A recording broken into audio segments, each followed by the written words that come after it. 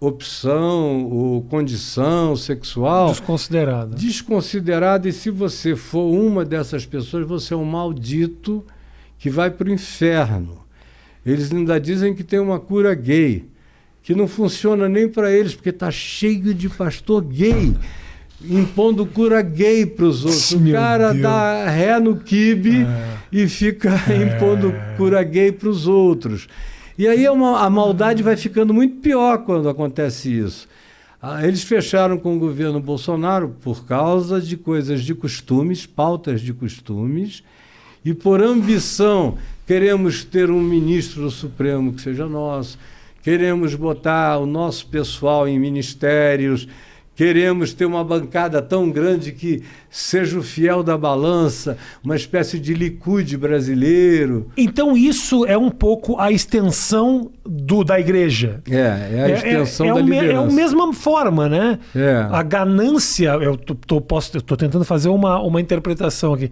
Essa ganância do controle, ela cresceu a ponto de querer controlar o país. Não, é uma teocracia que é o desejo deles. Porque se fala muito do governo, que a princípio é o governo laico, a princípio não pode ter religião.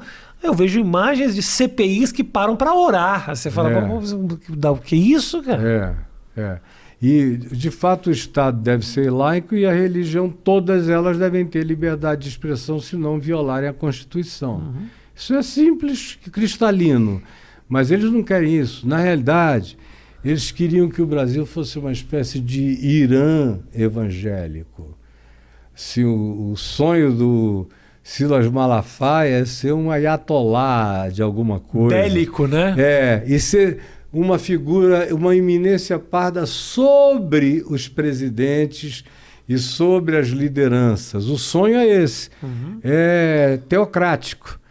Eles não gostam de democracia. Por isso a fala do próprio Edir tem uma agressividade profunda, né? É muito realmente forte. Assim, eles acreditam no conflito, seria isso? Sim.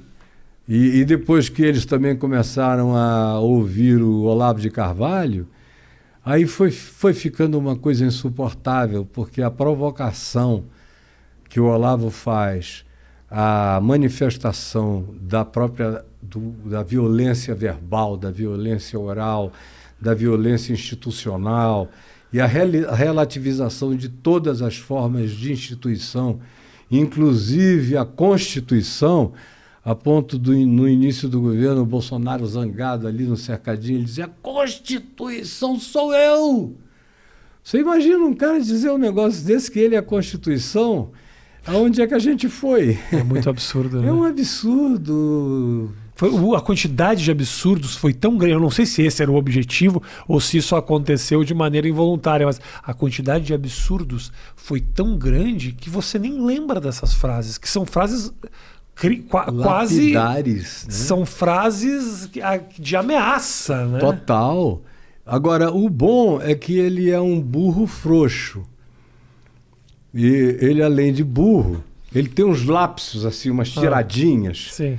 Que aí ele joga aquilo ali, aí aquele povo dá aquela risada do cercadinho, aí a mídia explora aquele absurdo, aí quando o bicho vai pegando, ele recua.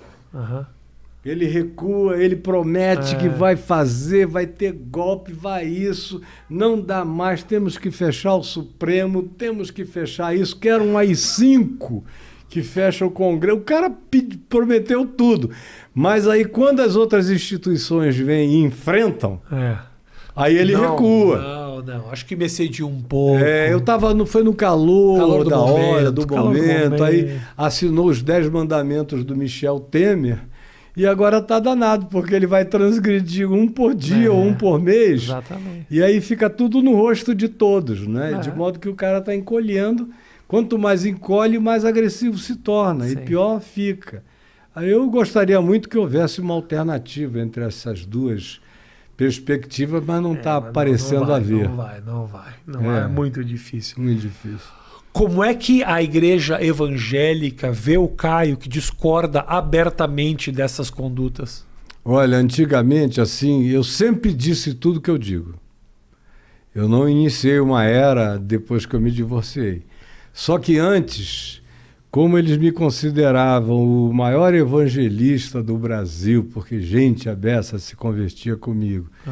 Eu estava em todas as mídias, da Rede Globo a tudo mais todo dia.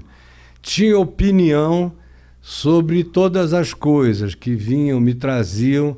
Eu tinha ideias formadas e opiniões a serem dadas. E na perspectiva humana, eu reunia sentimentos humanitários com a compaixão e justiça do Evangelho, e como o povo todo, porque esses caras têm pavor de povo, como o povo todo tinha aquele olhar de uma veneração sublime a meu respeito, então eles se controlavam. O próprio Silas, o Silas dizia, não, só nasce um Caio Fábio de 200 em 200 anos. Ele dizia para mim, ele ia lá no meu gabinete e dizia... O que significa isso? Um desertor, é isso? Não. Ou não, alguém que critica dessa forma? Não, era uma pessoa com a minha capacidade. Ah, com a tua capacidade. De ir naquele ecletismo cultural de uma banda a outra, de física quântica, qualquer outra coisa. Ele dizia, não, só nasce um cara assim de 200 em 200, tem que respeitar e tal. Mas, ao mesmo tempo, eu sabia que ele estava esperando uma oportunidade para enfiar o punhal no fígado. Aqui, ó. E foi o que ele fez, né? Primeiro, o que é que ele fez? Quando eu criei a Associação Evangélica Brasileira, que reuniu o maior grupo de cristãos que já foram reunidos no Brasil, todas as grandes denominações evangélicas e 65% do povo, só não veio Universal e alguns outros, porque eu também disse para o Macedo, pessoalmente, que a gente estava criando aquilo por causa dele, para diferenciar, porque estava tudo num pacote só como está agora. E eu tive várias conversas com ele a respeito disso, ele queria porque queria entrar, eu preciso dessa respeitabilidade, dessa ética, a credibilidade. Dessa credibilidade. Pois bem, eu falei, mas não dá, amigo. Foi tudo, e o Silas começou a se bandear para o Macedo quando o Macedo ofereceu $40 mil por mês a ele para ficar de plantão naquele tal de 25ª hora que tinha na Rede Record nos anos 90, para falar mal de mim sempre que eu dissesse alguma coisa que desagradasse ao Macedo. Deus do céu. Aí ele ganhou esse dinheiro e ele ia lá, ele chegou a chorar uma vez, na minha presença. Ele chorou dizendo, Caio, eu sei que eu estou pecando contra ti, mas eu não posso perder os $40 mil. Falei, cara, cada um tem seu preço. Ele falou isso, não é que você leu isso, ele falou isso. Ele falou para mim isso 3 ou 4 vezes. E uma vez, um pastor aqui de São Paulo, chamado Jabes Alencar, estava com ele e ouviu ele falar. Outra vez eu tinha um auxiliar meu, Marcos Salomão, comigo, e ouviu ele falar. Outras vezes na sala, ele falou com gente ali, meu filho do lado, algumas outras pessoas, ele falou. E eu falei, olha, cada um tem seu preço.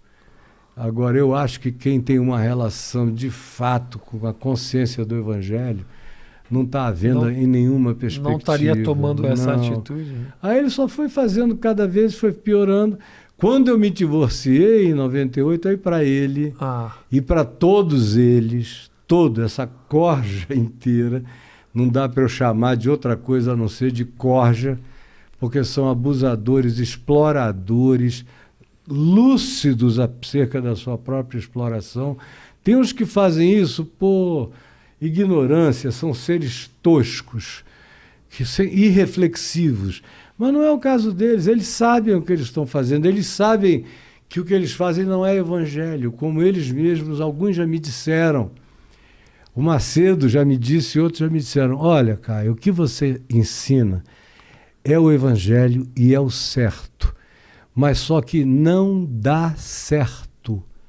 Não junta grana, deixa todo mundo livre. E eu não quero isso, eu quero grana.